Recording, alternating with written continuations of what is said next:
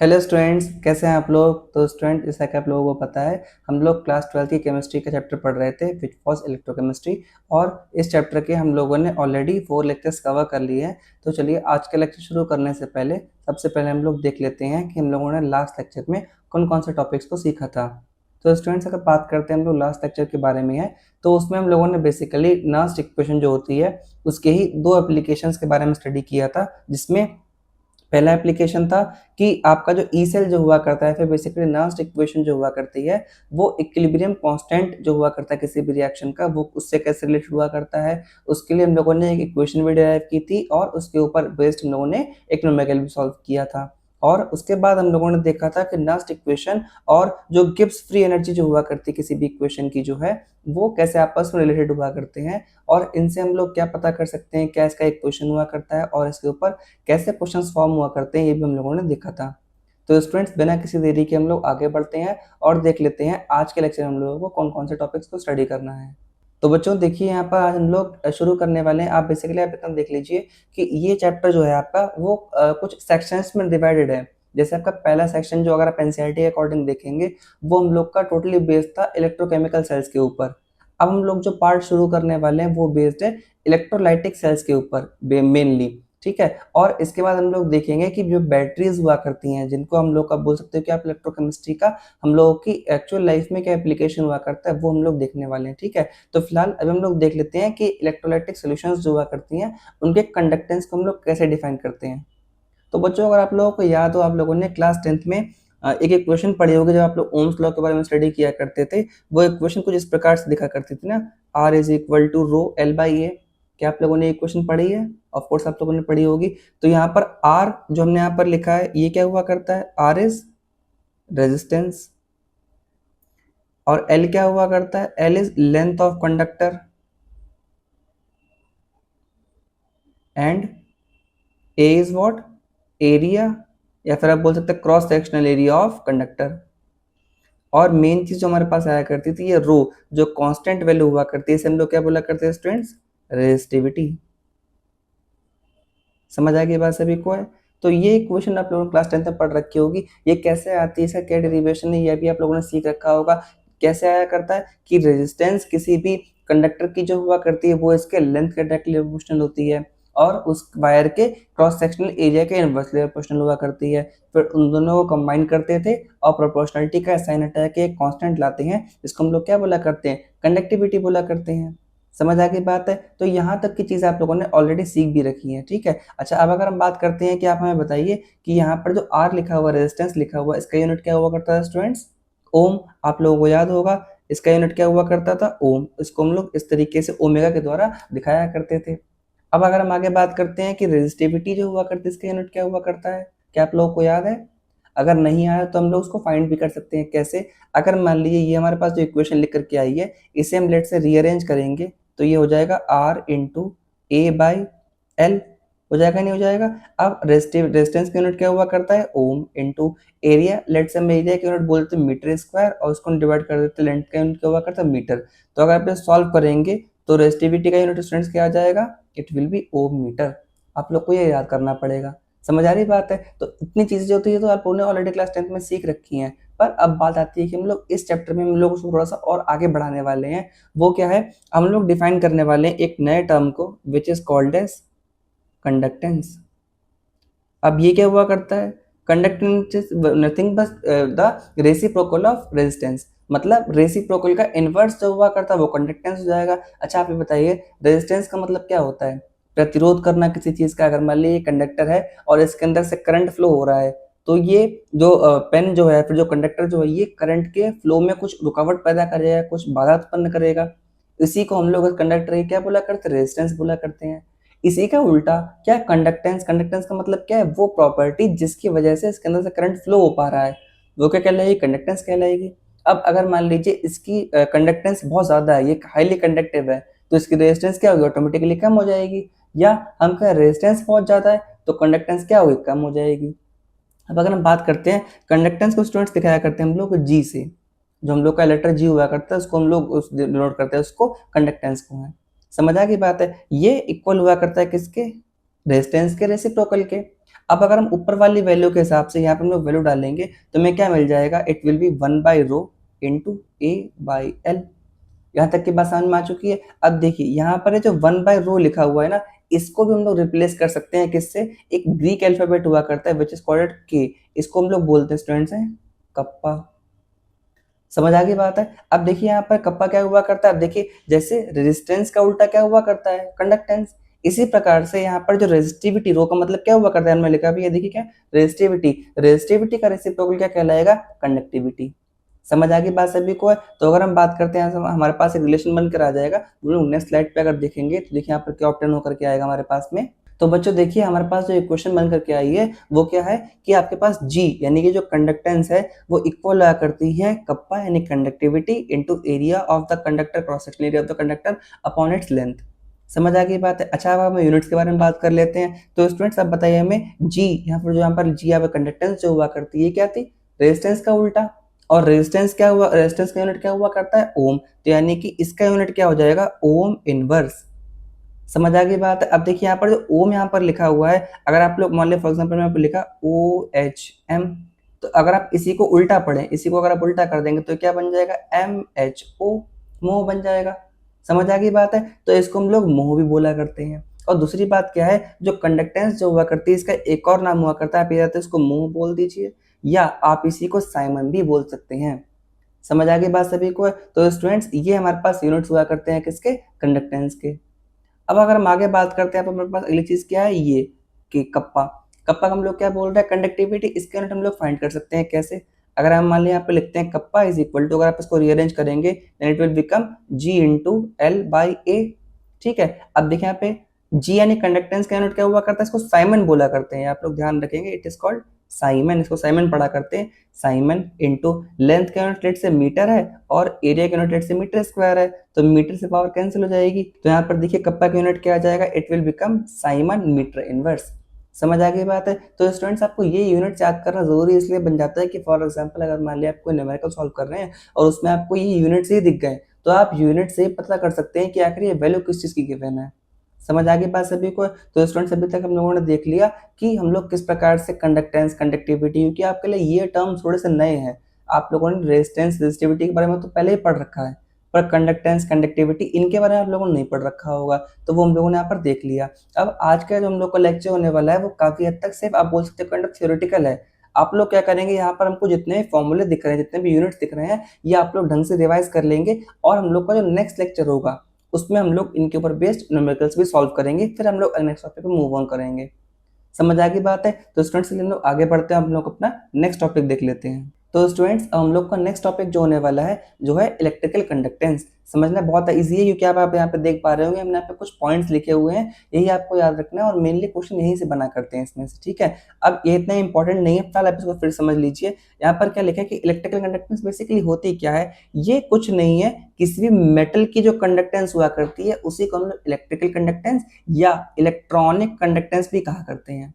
समझ आ गई बात है। अब देखिए इससे पहले आपको क्या करना है, आपको मेटल का स्ट्रक्चर पहले देखना पड़ेगा। तो देखिए अगर मान लीजिए मेरे पास एक मेटल की रॉड है, लेट से इस तरीके से मेरे पास एक मेटल की रॉड है, पाइप, बोल जो भी बोलना चाहें, ये हमारे पास प्रेजेंट है। अब अगर हम बात करते हैं तो मेटल्स जो हुआ करते हैं इनके अंदर जो इलेक्ट्रॉन्स का जो इन पे इलेक्ट्रॉन्स हुआ करते हैं वो रिस्पॉन्सिबल होते हैं इस पे कंडक्टेंस के लिए, कंडक्टिविटी के लिए। अब होता कुछ नहीं इस पे, फॉर एग्जांपल लेट्स हमने इसको बोल दिया कि मान लीजिए मेरे पास एक आयरन मेटल की रॉड प्रेजेंट है, तो आपको पता है कि मेटल की टेंडेंसी क्या हुआ करती है, इलेक्ट्रॉन्स को लूज करने की है। नेटिव स्टेट है, फिर आप बोल सकते हैं ग्राउंड स्टेट में आयरन लेट से Fe2+ फॉर्म में प्रेजेंट है, और हर जितने अगर मान लें फॉर एग्जांपल मेरे पास यहाँ पर 1,00,000 एटम इसमें प्रेजेंट है इस रॉड के अंदर, तो 1,00,000 Fe2+ आयंस है और 2,00,000 क्या हो जाएंगे, इलेक्ट्रॉन्स हो जाएंगे।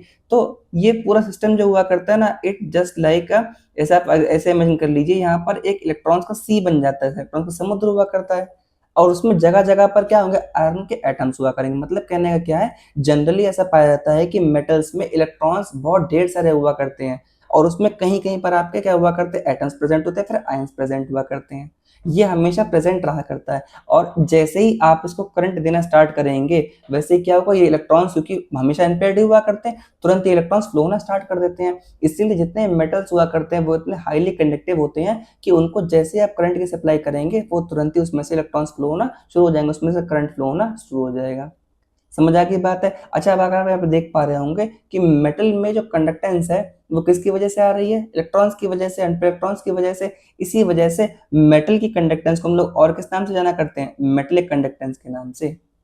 समझ आ गई बात सभी को है। अब नेक्स्ट पॉइंट हमारा ये होने वाला है कि ये मेटेलिक कंडक्टेंस जो हुआ करती है ये किन किन फैक्टर्स पे डिपेंड करती है, हम उनको भी देख लेते हैं।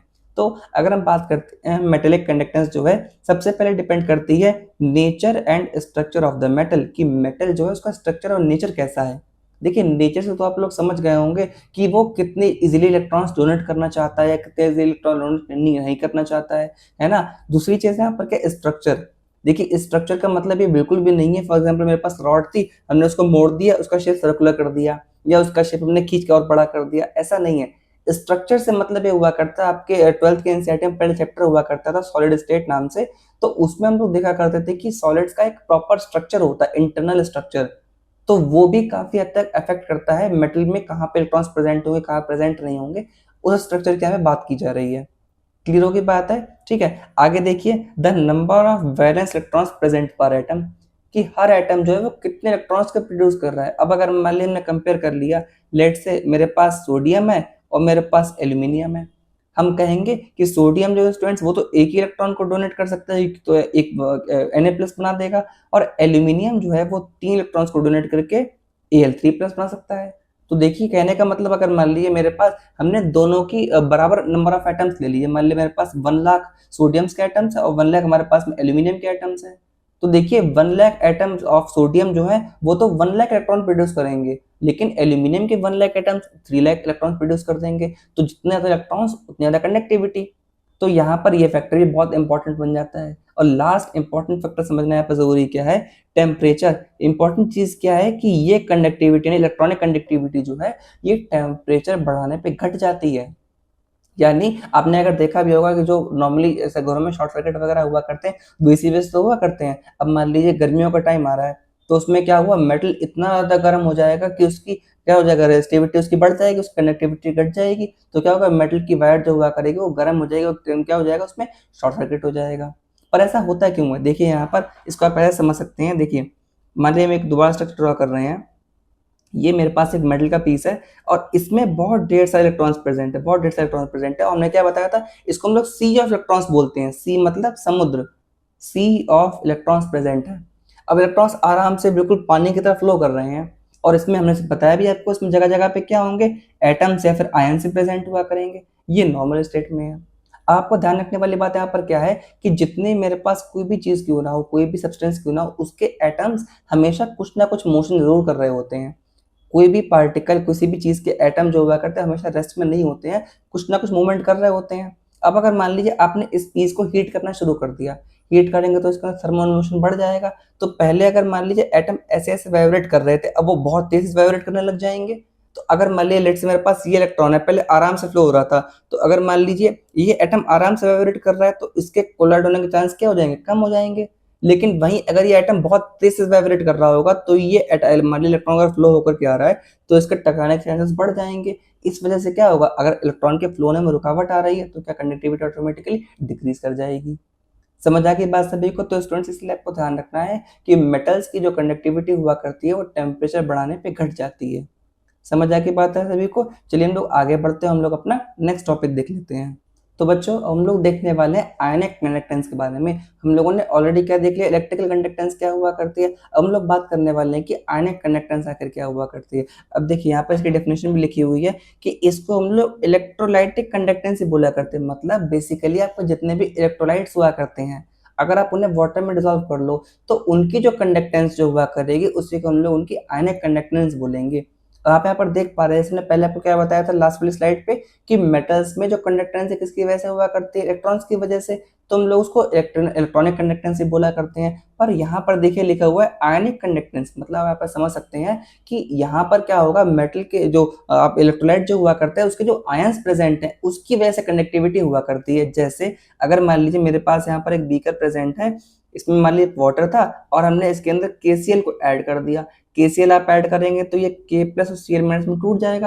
अब यहाँ पर ध्यान से देखिए, इसमें कहीं पे इलेक्ट्रॉन्स का इन्वॉल्वमेंट नहीं हो रहा है। अब जो कंडक्टिविटी आएगी वो इन आयंस की वजह से आएगी, मतलब ये आयंस ही फ्लो करना स्टार्ट कर देंगे। समझ आ गई बात है? तो ध्यान रखना आपको, इलेक्ट्रोलाइट्स में जो कंडक्टिविटी हुआ करती है स्टूडेंट्स है, वो किसकी वजह से हुआ करती है? आयंस की वजह से। इसी वजह से हम लोग इसको आयनिक कंडक्टेंसी के नाम से भी जाना करते हैं। क्लियर है सभी को? अब आगे बात करते हैं ये किन किन फैक्टर्स पर डिपेंड करती है। काफी इजी चीजें हैं। देखिए यहाँ पर लिखा हुआ है कि the nature of electrolyte added, की आपका इलेक्ट्रोलाइट जो है वो किस नेचर का है। यहाँ पे नेचर से मतलब ये हुआ करता है, इसे आप लोग आगे पढ़ेंगे भी इसके बारे में, कि इलेक्ट्रोलाइट्स जो हुआ करते हैं वो दो टाइप के होते हैं, strong electrolytes and weak electrolytes. Strong electrolytes जो हुआ करते हैं वो कंप्लीटली डिसोशिएट हो जाते हैं। जैसे मान लीजिए यहाँ पर मेरे पास KCl लिखा हुआ है, तो अगर आप इसे वाटर में डालेंगे तो ये कंप्लीटली K प्लस और Cl माइनस में टूट जाएगा।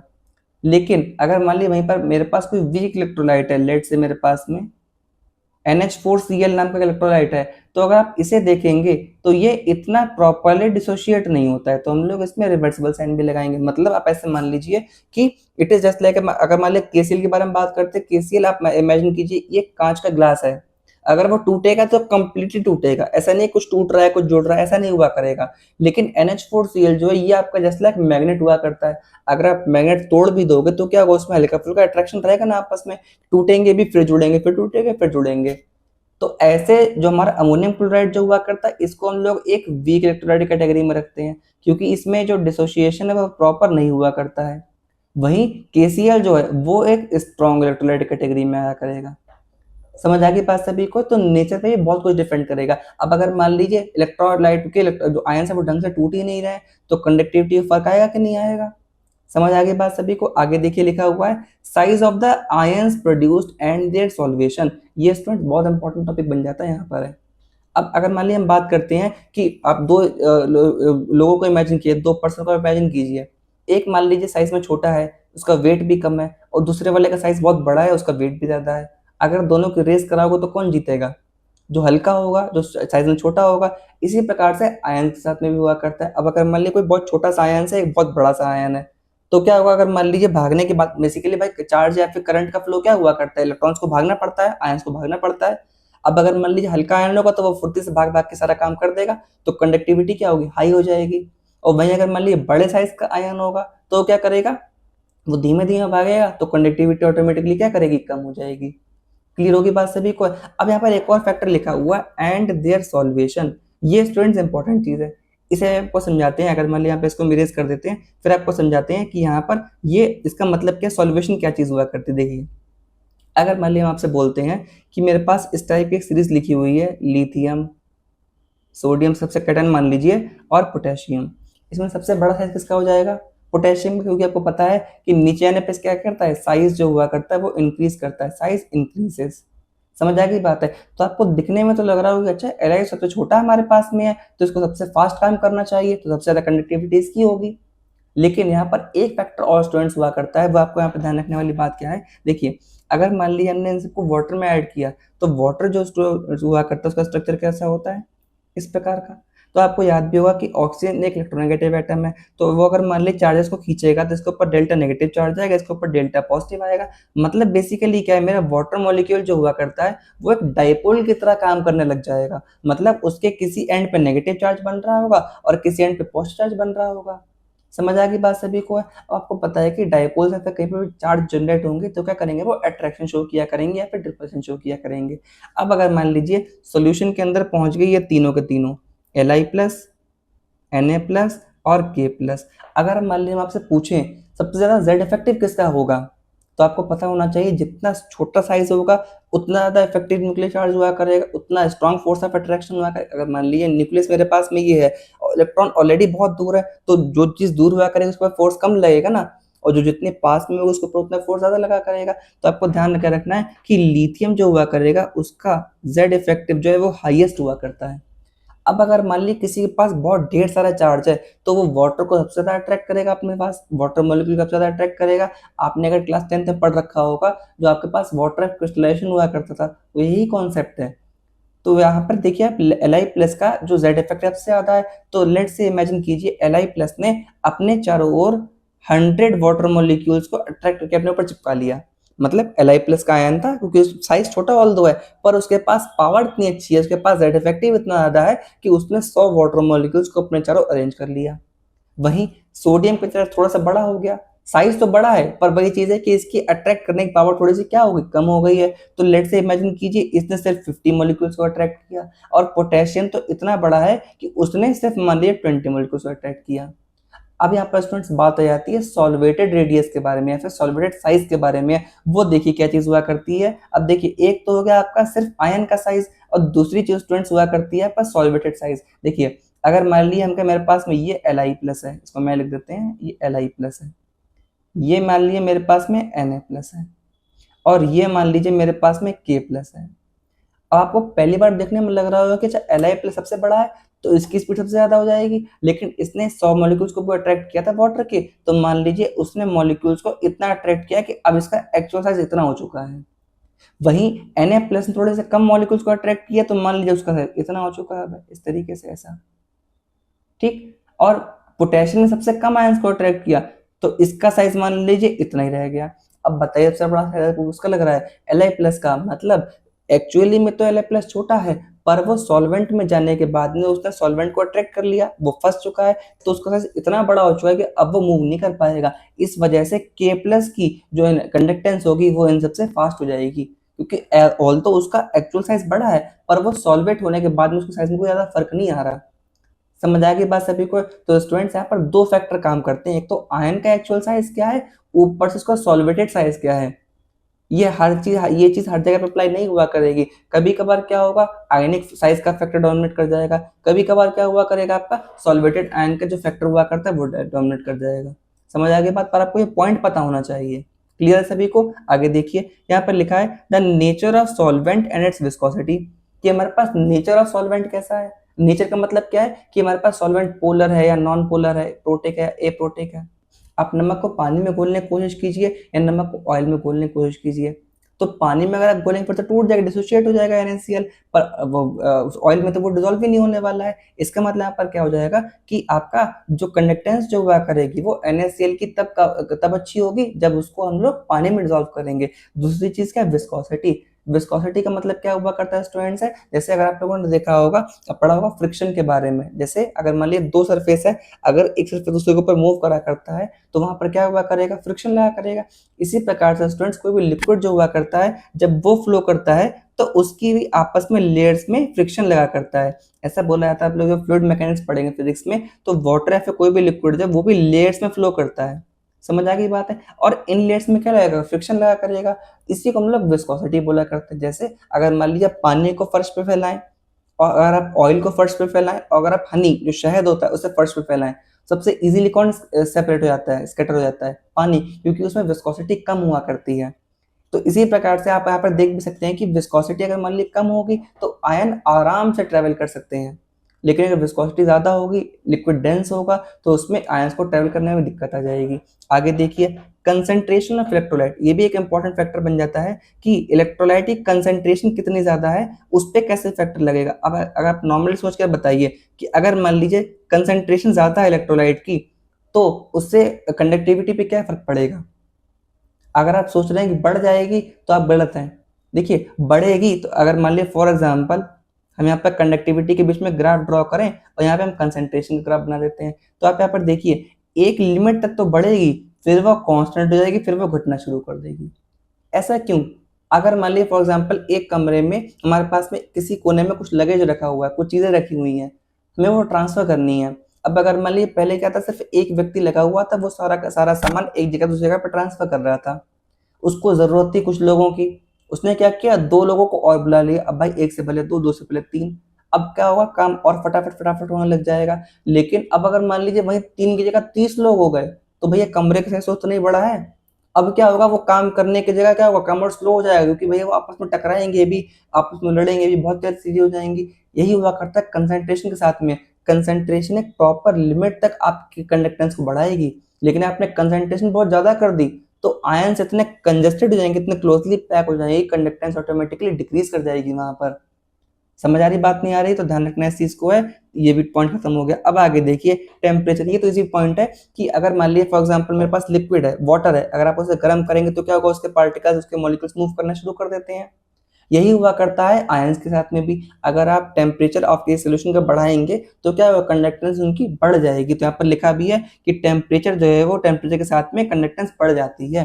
तो आपको ध्यान रखना है कि मेटेलिक कंडक्टेंस या फिर आयनिक कंडक्टेंस जो हुआ करती है उनमें क्या क्या फर्क आता है टेम्परेचर के साथ में है। मेटेलिक कंडक्टेंस या फिर इलेक्ट्रिक कंडक्टेंस टेम्परेचर के साथ में घटती है, लेकिन आयनिक कंडक्टेंस बढ़ा करती है। सभी को समझ आ गई बात है। तो स्टूडेंट्स हम लोग आज के लेक्चर को यहीं तक रखेंगे। नेक्स्ट क्लास आप लोग जो हुआ करेगी हम लोग उसमें पढ़ने वाले हैं कि कंडक्टिविटी जो हुआ करती है, जो कंडक्टेंस या फिर बोल सकते हो वो सोल्यूशन की कैसे हम लोग मेजर करते हैं, और कुछ नए फॉर्मूला को देखेंगे, कुछ नए क्वेश्चंस को भी प्रैक्टिस करेंगे। तो स्टूडेंट्स आज के लेक्चर में बस इतना ही। तब तक के लिए वीडियो को आप लोग लाइक कीजिए, शेयर कीजिए और चैनल को सब्सक्राइब करना मत भूलिएगा। Thanks for watching my video.